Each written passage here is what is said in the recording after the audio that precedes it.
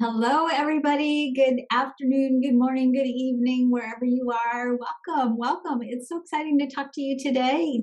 This is a book that I personally wanted to write for a lot of years and struggled with writing it. I'm not going to lie, it was really hard to break the complexity and all of the vocabulary and the way in which we talk about human design into an easy to follow template to make a book an entrance point for people who didn't want to learn human design professionally and who really just wanted to understand their chart. So I set out to do this about 5 years ago. I decided, okay, I need to really create a book, an easy to follow book for people who are interested in learning about their chart.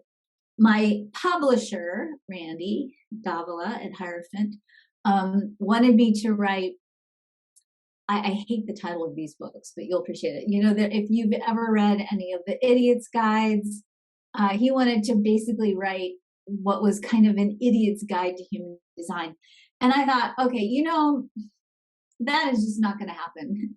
Not because of the whole idiot's guide thing and the idea of I don't want any of my clients and my readers to ever in any way remotely associate themselves with the word idiot, because I think that's not a great word. But also I just thought, it's too hard.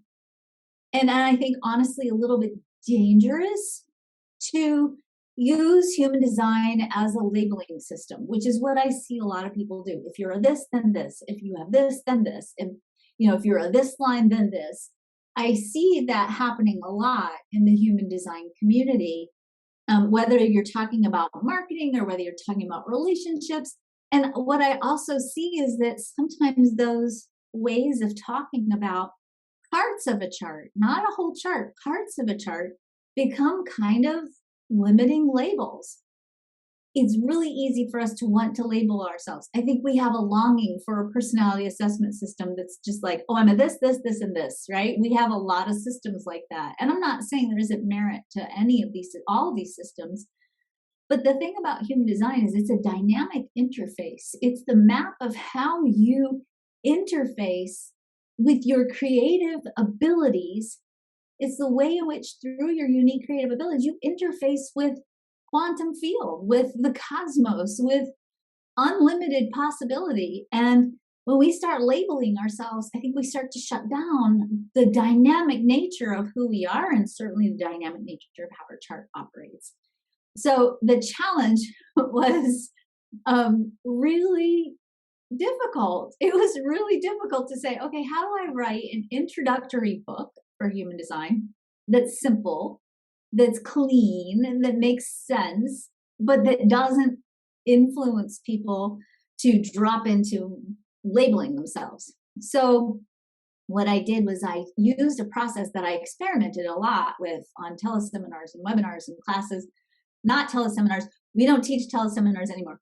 I have the word teleseminar stuck in my defined ajna and it won't come out. I realize that we probably haven't done teleseminars in maybe like 13 years now, something like that. But in my head, we're still doing teleseminars, webinars and webcasts. And so as I've been talking, I've been experimenting with this a lot in the last few years. And some of you may have gone through elements of it where we look at parts of the chart and we plug it into a life purpose template. So in this book, what you're really going to get is the whole process of looking at your chart, looking at all the parts of your chart, and then through a template-based system, it's a workbook after all, you're going to walk through this process of plugging in these elements that you're learning about yourself from the content in the book into this template that's going to give you a living document, a compass, if you will, for how you can understand your chart and how you can consciously choose who you're going to grow into becoming. I had a really interesting conversation with a scientist this morning on a podcast that I have a podcast called Quantum Revolution. I talked to, let me make sure I don't butcher her name because it's a little bit foreign to my tongue. I talked to Anna Loos Smitsman. Some of you may know her as the co-author of the Future Humans trilogy that she co-wrote with Jean Houston. She's just an amazing futurist, a systems analyst, just a wildly conscious person. And she talked about something that I didn't know, maybe some of you did. And that is literally when a caterpillar becomes a butterfly, part of what triggers that process of metamorphosis is that the butterfly reaches their maximum growth capacity. That's the end of a cycle, right? And so for many of us, we start to maximize the potential of the cycle that we're in. So we push up against this growth cycle, the end of this growth cycle, because we've maximized it, right? And that when the caterpillar goes into the cocoon phase, that maximum growth capacity triggers the cocooning. Literally, as the caterpillar basically disintegrates and emerges as a butterfly, did you know the butterfly has a completely different set of DNA than the caterpillar? I had no idea. I thought that was utterly fascinating. And basically, what evolutionary biologists are saying, and biologists are saying, biologists who understand quantum mechanics are saying that there are a type of cells called imaginal cells. Imaginal cells are cells that exist on the quantum level that have not emerged onto the material world and have not differentiated yet. They hold things in place, right? Now, we know from human design that probably part of what's going on with the design crystal, particularly when it's engineering the evolution or the growth of a fetus in utero, that it is that there are energetic templates that are being filled out as the fetus grows into a baby, right? And those imaginal cells lead that growth until, of course, you reach maximum growth capacity and you come out and you're born, right? So it's interesting to think about the idea of imaginal cells. Stories, the stories we tell about who we are, the narrative we hold, is an imaginal process, right? We build through storytelling the template for what we choose to grow into becoming. And so when I wrote this book and I created this process, part of what I really wanted to do was to give you a tangible way to engineer for yourself this imaginal process of writing your own story, of deciding, well, what kind of butterfly am I going to become? What is it going to be like? What are my wings going to be like? What kinds of fruit am I going to be eating? How am I going to fly? What am I going to look like? So you get to have control through this book over the process of defining for yourself by creating a storytelling template who you get to be, who you choose to grow into, who you choose to activate, the person you choose to call yourself forward into manifesting in your life. And so my hope for you is that this process will become as transformative as the cocoon process, that you will push up against the boundaries of where you reach the limits of your growth in your old story, and you will shed that story. You'll transcend that story and consciously create for yourself a story of your own choosing, a story that breaks free from your conditioning, from your limitation, from anything that's holding you back from fulfilling the true story of who you really are. And who you really are is a lavishly, wildly creative, limitless, abundant, dynamic, transformative, and I'm going to add one other piece, evolutionary agent. The more you align yourself with the true story of who you are, the more you're actually taking your place in the evolution of the cosmos. And you're serving as this evolutionary agent, not only for yourself and your own growth, but literally for the world. So do the work, fill out the template. I literally go through this particular process myself every year. Actually, do it twice a year. Do them at the beginning of the new year, and then I do it at my birthday. And, part of why I love this process is even though I'm going through the basics of the chart, including the gates, I'm learning something new every time. I'm literally seeing every time new relationships between the parts of my chart and the planetary positions and what's coming up. So Absolutely. Give yourself the gift of doing this process and do it again and again and again. So, um, and enjoy it. I hope you enjoy it. I have a short little presentation that I want to share with you all. And then I want to leave the call open for us to take at least a couple of questions. So if you're here, you probably know who I am. But I'll just quickly summarize that I, I write books and I sell them, and they're about human design and other things. I have been an emotional freedom practitioner since 2000. I've been a life coach since 1998. I'm one of Ra Uruhu's original students. I've been teaching human design since 1999. I'm a Quantum University PhD student, probably for the rest of my life at this point, and also a guest lecturer. By the way, if you don't know what my research is about, this is the part that I really love. My research is about looking at the impact of language and narrative on gene regulation. And the preliminary results of the research shows me that when we speak high quality, high frequency words about ourselves, it actually increases our state of well-being. I am a TEDx presenter. If you go to TED.com, you can find my talk on burnout. And I have a podcast called Quantum Revolution, which the new episode will start the new season will start in a couple weeks. So, new story, chapter 1, new book, chapter 1. I want to just introduce some of you to the importance and the power of language, because part of what you're going to be playing with in this book is the power of language. Egypt as a civilization was powerful because it had a written language. The ability to transmit information and share it was part of what allowed Egypt as a civilization to spread far and wide.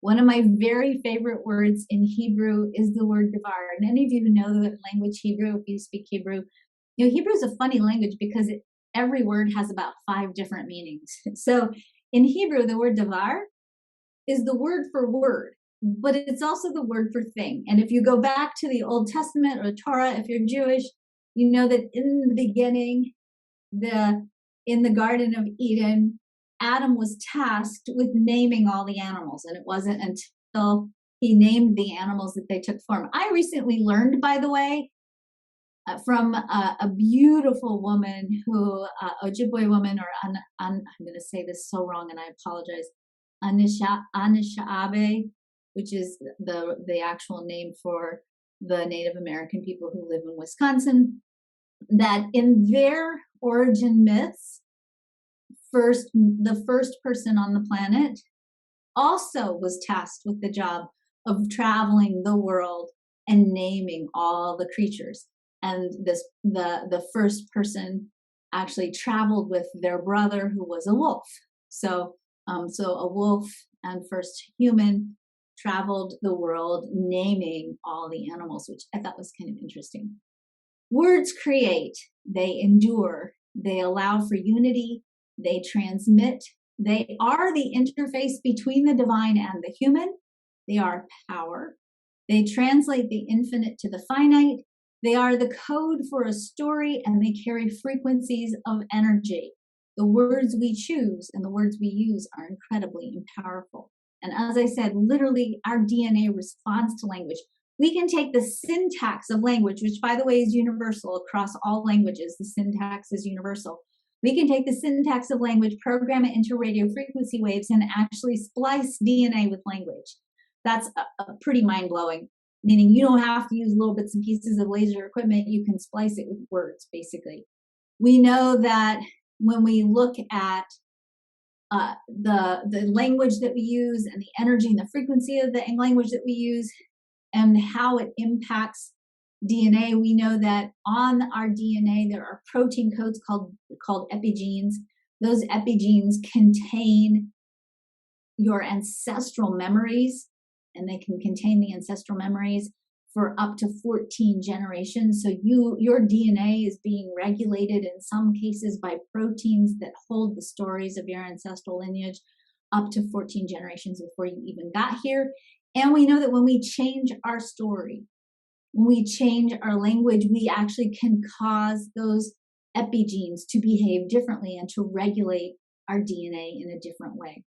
We know that the way in which water crystallizes in response to language changes. So if you're familiar with the work of Dr. Masaru Emoto, or if you've looked at the work of not Dr. but Veda Austin, who is a modern water researcher, or if you study some of the work of Dr. Gerald Pollack, another person who I interviewed on the Quantum Revolution podcast, you'll know that water responds to language. On the left in this slide, you see how water crystallizes in response to the word love. On the right in this image, you'll see how water crystallized in response to the phrase, "You make me sick." And if you go to Veda Austin's website, she has a book, a beautiful book. If you're curious about this, go check out Veda Austin's work. It will blow your mind how water is really this responsive living entity that interacts with our language. And if you start to realize that we're mostly water in our bodies, it's not a whole big stretch to start to think that the words we use, the language we use, the stories we tell impact us on a physical level. The phrase abracadabra, probably a phrase you heard in third grade birthday parties, means, it's an Aramaic word, translated means I will create as I speak. The idea that language creates is not a new idea. It's been a universal idea to the human story for quite some time. The most powerful words in the world that you can use are the words I am. I am.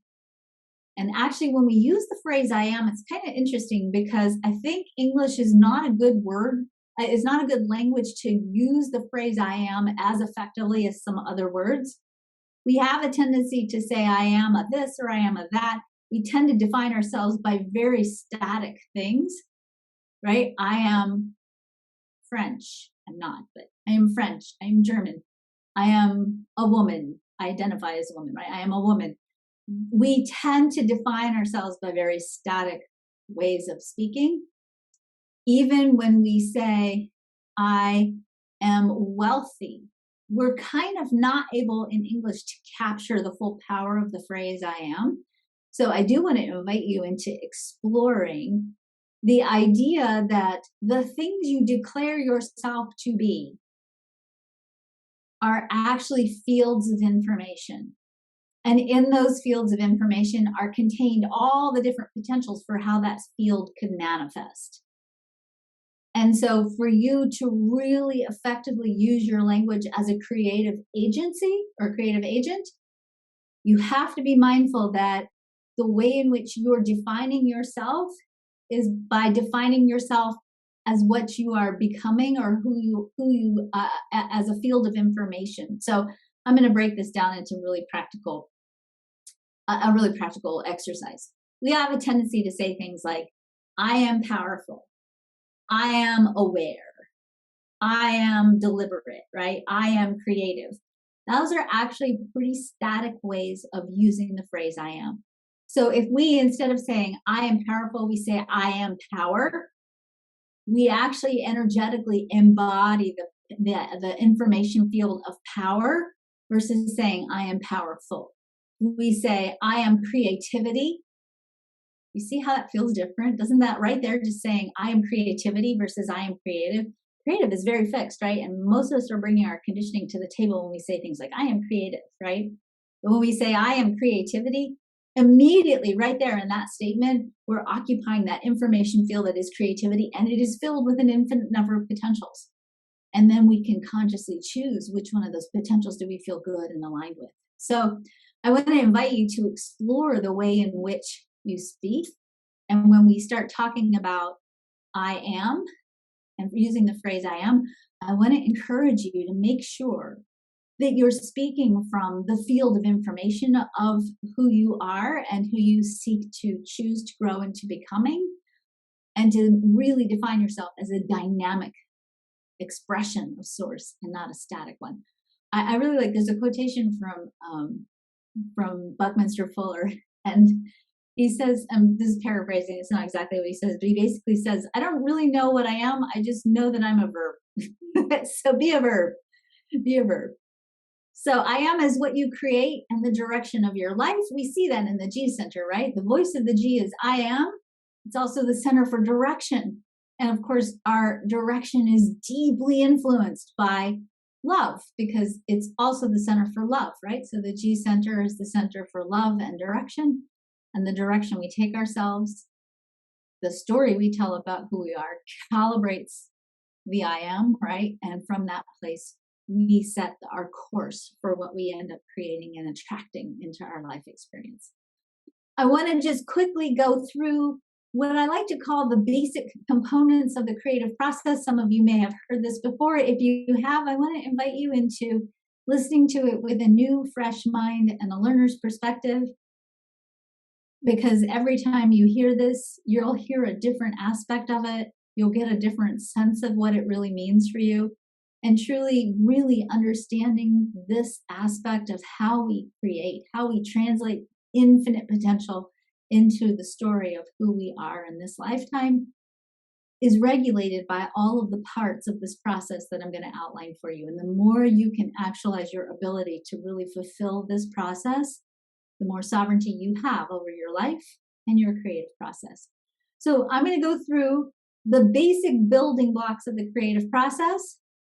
And I'm going to, again, just end with why your story is so important. And then I'm going to hop and answer your questions. So the first component in the creative process is called the quantum field. Sometimes we call this the unmanifest reality. Basically, what this means is that as part of your creative process, you have an infinite number of choices of what you can be creating, like innumerable amounts of choices. And as you sit in this field right now, in this very second, you're sitting in a field of limitless possibility. It is moving, zipping, dancing around, sparkling, doing all. It's just, you're just in it. You're in this sea of unlimited possibility. None of it is manifest yet. Part of what influences which one of those options you choose out of that unlimited field of possibility is what we call the mental and the emotional body, or in human design, we say this is where your conditioning is. So part of the creative equation is your conditioning, who you believe yourself to be, the stories you've been told, the things you learned, the things people said to you, your ancestral lineage, the story of where you grew up, your human design, everything that makes you think about yourself as the person you perceive yourself to be. Every experience that you've had, conscious and unconscious, that creates the story of who you are right now. All the memories, all the emotional artifacts, everything in that story that is you is contained within this layer of the creative process, the mental and the emotional body. The third component of the creative equation is what we call the subtle body. Some people call this the biofield or your aura.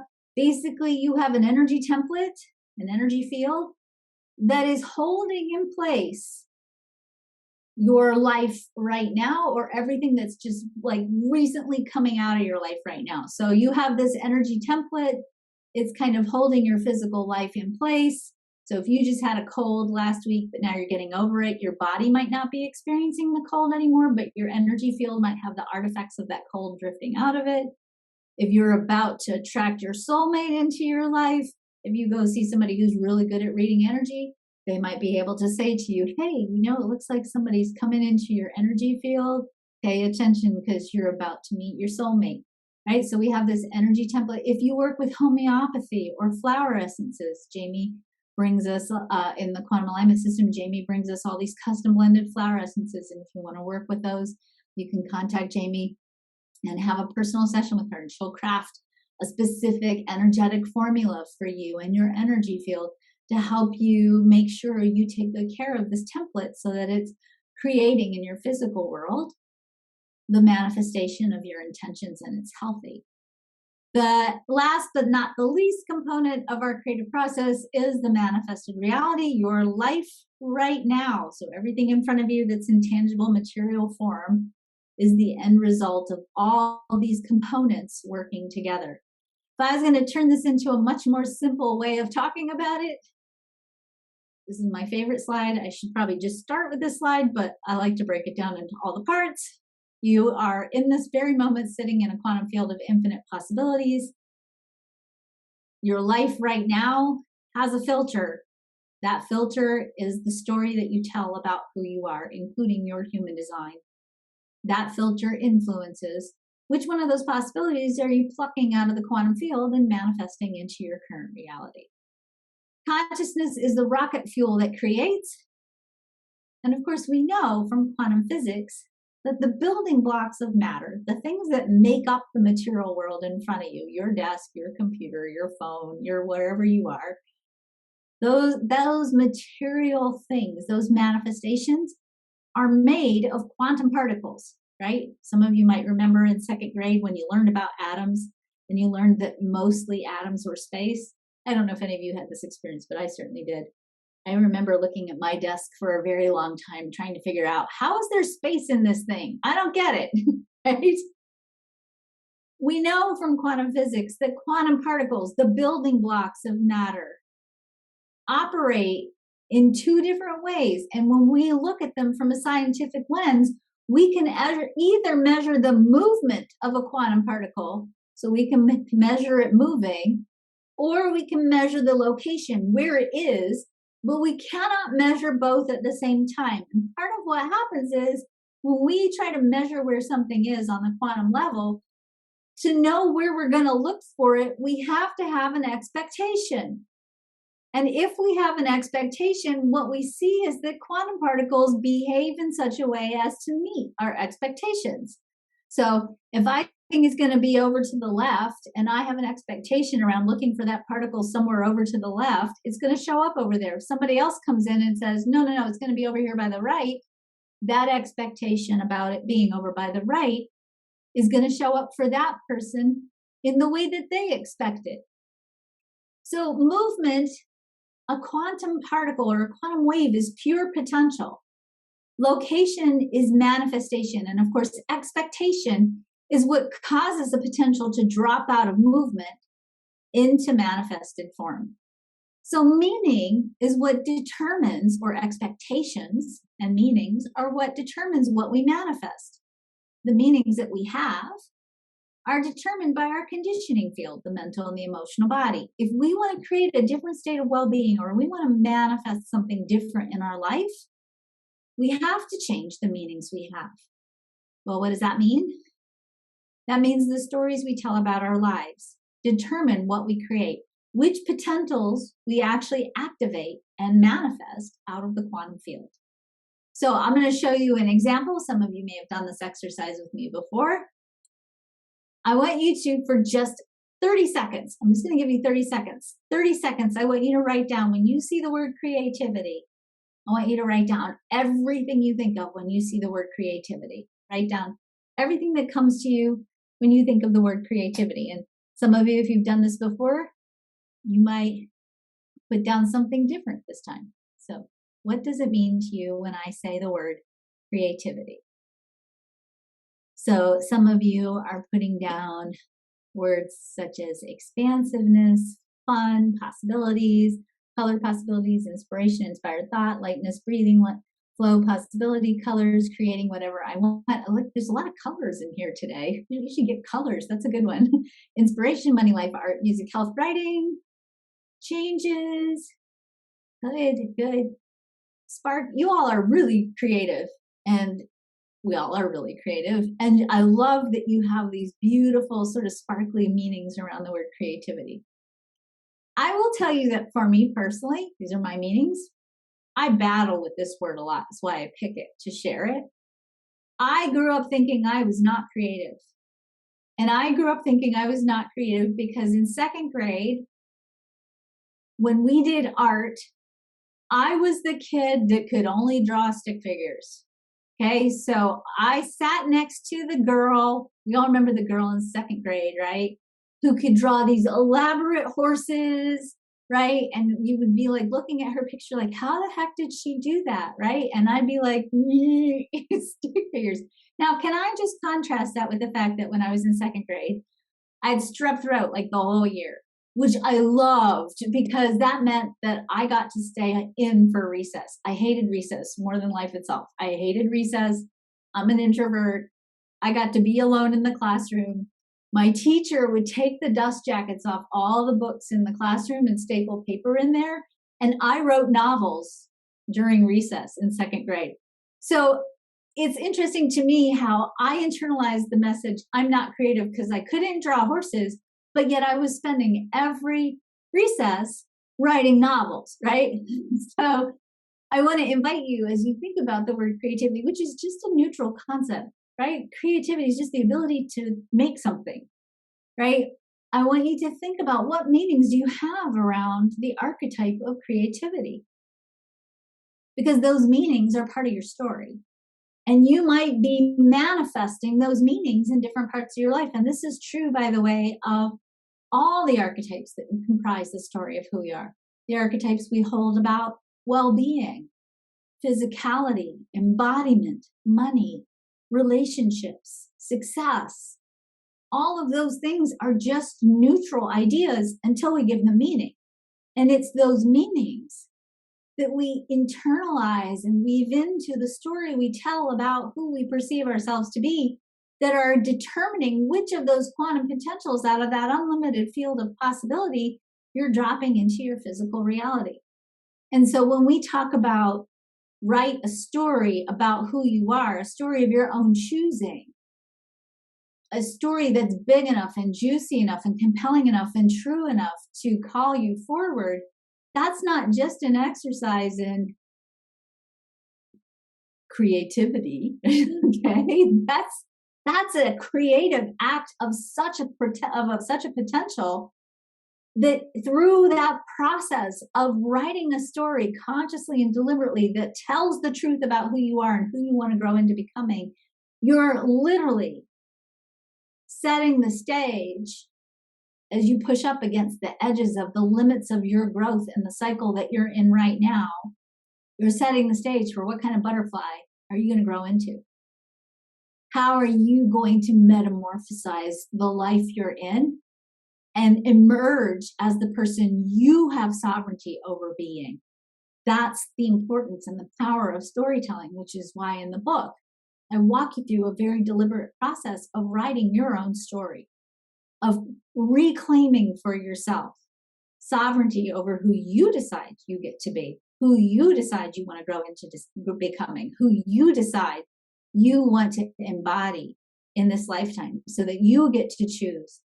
How do you want to live a life rooted in well-being, a life that is expansive and bold and meaningful and worthy of the person you were born to be? So I hope that in this process of going through this storytelling journey with me in the book, that you will come out at the end after you fill out this template and you really make it your own and you play with it and you mold it and you shape it and you explore it, that you really created for yourself this imaginal template of who you want to grow into becoming, and that you make it big enough and juicy enough and worthy enough to inspire you to jump out of bed every day and keep taking the next right step and the next right step and the next right step to making it your reality. By the way, you don't have to figure out that part. That's also the cool part, and that's the part we learned from Human Design, right? You write the story and then you wait. The story is like, that's like the magic, right? That's the spell. You write the story and then the magic unfolds. And the next step and the next step and the next awareness and the next knowingness and the next thing you have to embody shows up. And you don't have to figure it out. You just have to follow your strategy and your authority and just keep doing that next step, next step, next step. And before you know it, you look up and you realize, oh my gosh, I'm in it. I'm the butterfly, right? So, okay. I think we are ready to move to questions. Is the only difference from the template in the workbook and the quantum template the high vibrational language? When do you advise to use one or the other? Good question. So, some of you may have heard of quantum human design, which is a way of using the human design that I've created. And this book is actually a traditional human design book, not a quantum human design book. So I teach that you really can use and should be using both. So traditional human design is a story that you build that helps you reclaim your authentic identity. When people first encounter traditional human design, honestly, one of the things that I find is that one of the biggest barriers to people really integrating and embracing and loving and not being confused sometimes by their human design is the language. So one of the things that I did, and I started this first in the Understanding Human Design, and I took it to a different level, a very practical, applicable level in the workbook, is I transformed some of the language of traditional human design into a little bit more of a tangible, practical, grounded way of living true to your human design. Quantum human design is a way of speaking about human design that speaks a lot to the metaphysical, esoteric, and I'll say intangible aspects of your human design. So when we look at, say, the generator type has a job of learning how to learn. You are a generator type. Your role in the world is to learn how to learn. And as part of that learning process, you create and construct and build. You have a very physical, tangible, earth-based experience as a generator type. You're here to learn and to actualize the physical experience of being in the world and building the world. Your job is to do literally the work of the world. In quantum human design, we call the generator types the alchemists.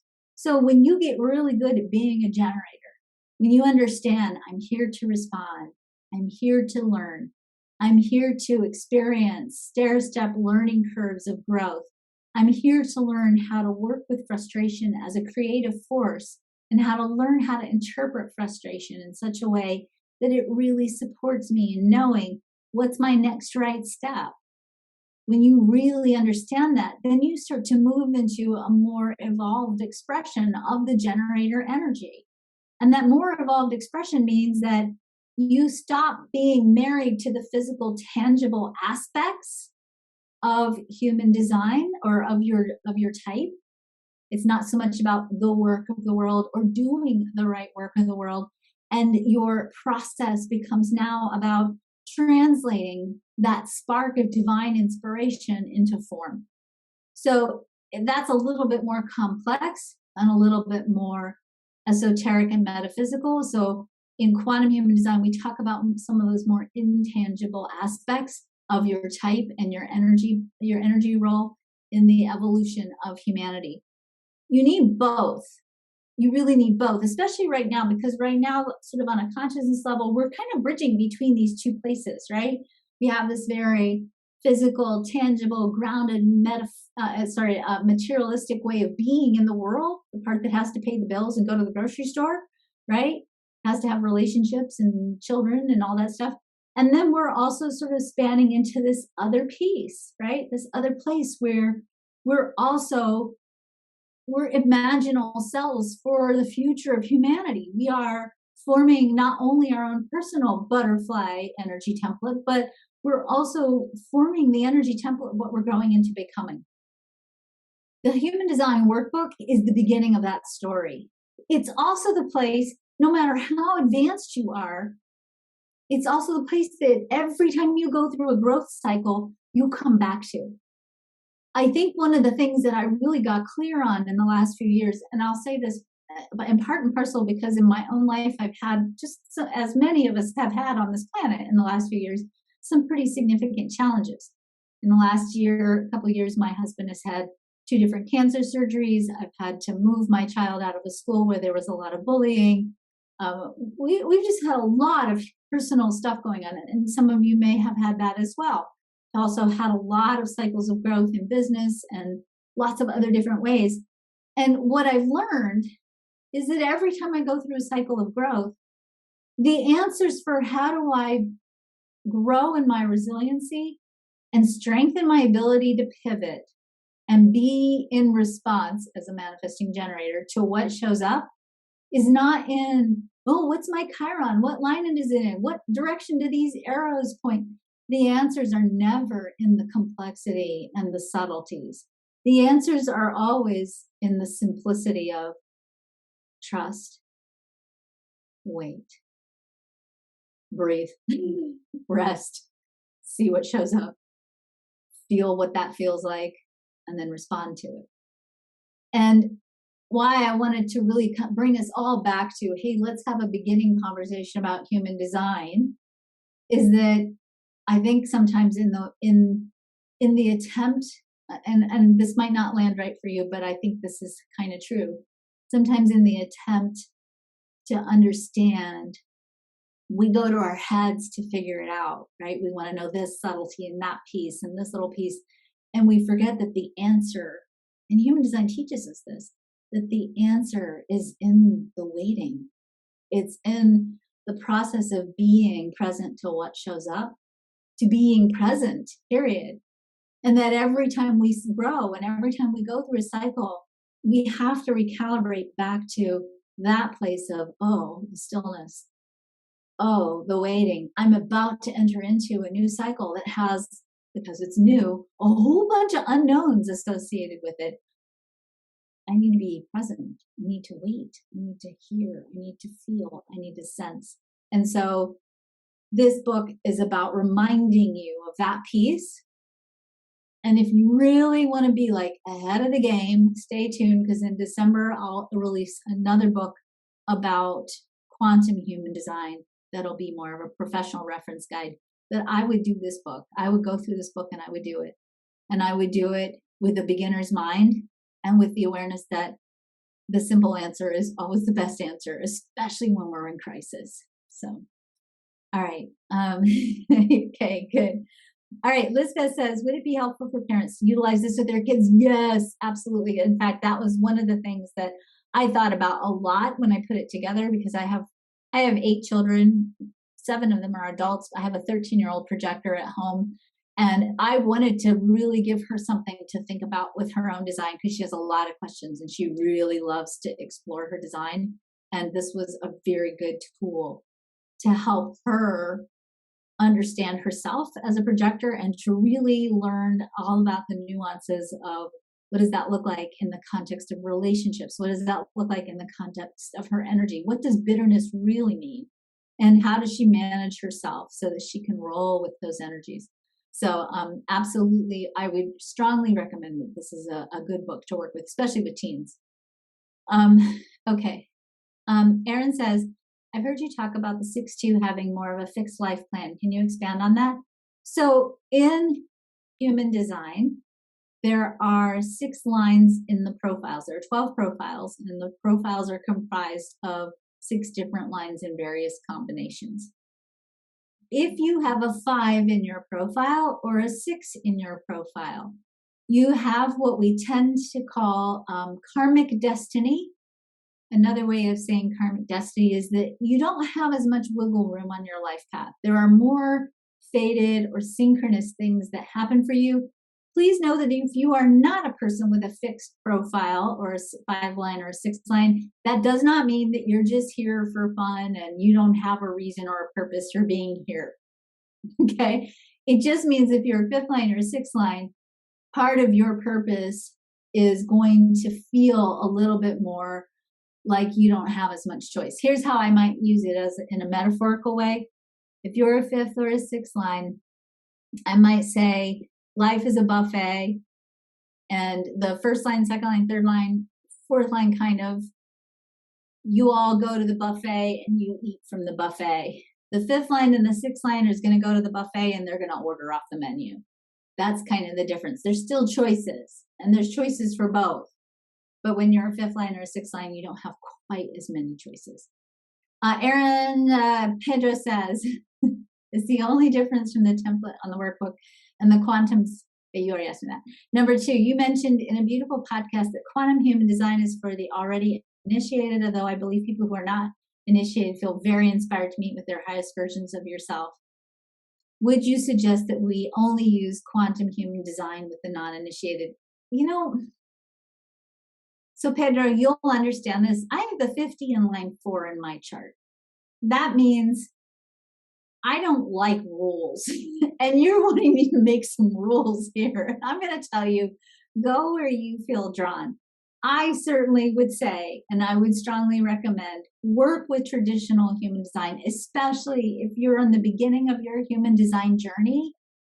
work with your traditional human design, work with the blue book. If you are really feeling like, I get it, I understand my energy, I really feel it, I really sense it, I understand my open centers and how they're influencing me in decision making and how they might be holding me back sometimes. When you really feel like, I get my energy design, then do quantum human design. But if you walk in and you're like,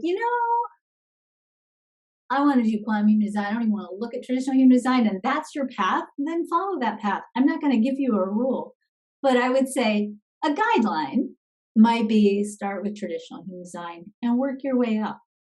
There will come a point in time in your journey with human design, usually as you continue to decondition, meaning you start to unlearn all the things that you're not, and you start to really become who you are, you will want more. You'll want a different way of talking about yourself in your chart. And so I would definitely say, go to quantum human design after that. All right. So Ronnie says, what are the lines?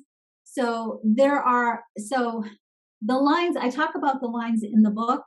I kind of want to point you back to the book, Ronnie, just because there are images in there that will help you understand it a little bit better. And I don't have the images here. And I feel like if I teach you about it without the images, it's going to be like, blah, blah, blah. So it's in the book, I promise. And it's kind of easy to understand in the book. So I noticed in looking through the download pages, there is no mental projector notice. So where does that fit in for this? So a mental projector, I'm not sure what you mean by where does that fit in? I would say the question that a lot of people have is, what is the authority for the mental projector? And the authority for the mental projector is that if you are a mental projector, you need to have people in your life who you can talk through things with. That's what that really means. That as a mental projector, you need sounding boards. You need to have people who are not going to give you advice, because you don't need advice, Pam. But you do need to hear yourself talking through your decisions. So, all right. I hope that helps, Pam. Patty says, I'm pretty new to human design. Yay, welcome. You've been initiated. Our first grandchild, our granddaughter Sarah, was born this year. Congratulations. Welcome to the club. When I input her birth information, she is a manifesting generator. The interesting thing is that all 9 of her centers are defined. I haven't seen much info on that. So that's not very common. That's pretty rare, Patty. And basically what that means is this is a human being who is designed to impact people deeply. That's her role in life. And so I would say buckle up. You're probably going to have a pretty beautiful ride with Sarah. And Sarah is here to impact the world deeply. So you probably already know that anyway. So, all right. That is it for our questions today and for our little celebration here. So I just want to, again, thank you. Thank you so much for being here. I'm going to answer Rashida's question really quickly in chat, and then I'll let you guys go. So Rashida says, how can you work with an ego manifested manifester? That's a teenager. Yes, strong-willed and impulsive, doesn't like to inform. That is a really big challenge, Rashida. And I would say, here's what I would encourage you to do. It's a good idea with teenagers, with teenage manifestors, to say, hey, I am not necessarily here to give you permission. You are here to learn about what's good and right for you and your own choices. And I trust you to make good and right choices for yourself. And when you go off and do things and you don't tell me where you are, it scares me. Own it, because it's you that's having the problem. They're not having the problem, right? Say, it scares me. And so what I would ask from you is, would you please inform me? This isn't about asking my permission. This is about you telling me what's going on so that I know what to expect and I can be prepared. Obviously, if there are points in time in there where you need to set a boundary, like that's not okay with me, that's important too. But definitely I would say, just own it and say, I'm having a problem. And the problem is when you take off and I don't know where you are and I don't know what you're doing, I get scared. So can you please inform me so that I won't be scared? So, all right. Take good care of yourselves. Be well. Thank you. Thank you. Thank you again, all of you, for being such a beautiful part of this journey. And I appreciate you all, and I appreciate all your support so much. Be yourselves. Bye.